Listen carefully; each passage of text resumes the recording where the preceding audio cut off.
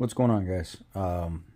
Earlier, I posted a video on the funnel kit that I use because I work on a lot of different cars, a lot of different makes, a lot of different models, and I really like the funnel kit that I got from Harbor Freight. But they also have one that has a couple more pieces that's on Amazon as well. It's not as expensive as the Lyle kit, but it will do the job. It works.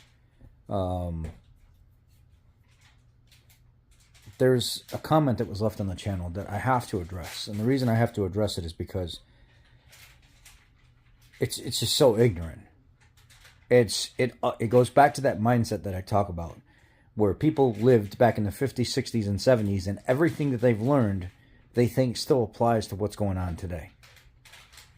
And they're so ignorant to the fact that that's not even how anything works anymore, or how they're just so ignorant to the fact, or so stubborn they just don't want to let it go. Let me show you something real quick. This guy here, Jamie Gore 4192. It's cool, but it's just too many pieces to keep up with just to do an oil change. There's one part that fits them all. It's a plain old funnel. It's amazing. It's one tool and it fits everything, and they only are a couple bucks. Or you can just cut the top off of an old bottle, and that will work real good. It's not that hard to keep up with. I showed you guys in my toolbox. I keep all my different fittings tucked right over in one corner with my oil filter metal caps and some of my JM3 oil filter wrenches and stuff. They're all tucked over in the corner right there. They're not in the way. It's not that hard to keep up with. When I switch one out, I put one in. Switch one out, put one in.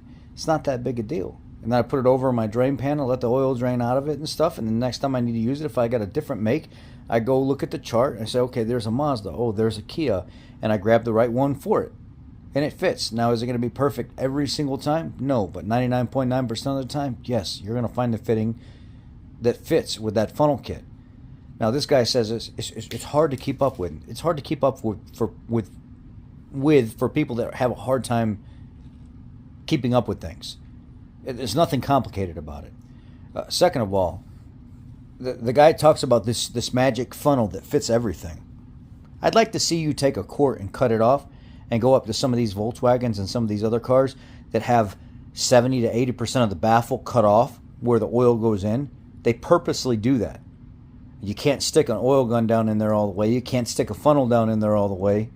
You have to have something if you want to just dump and go.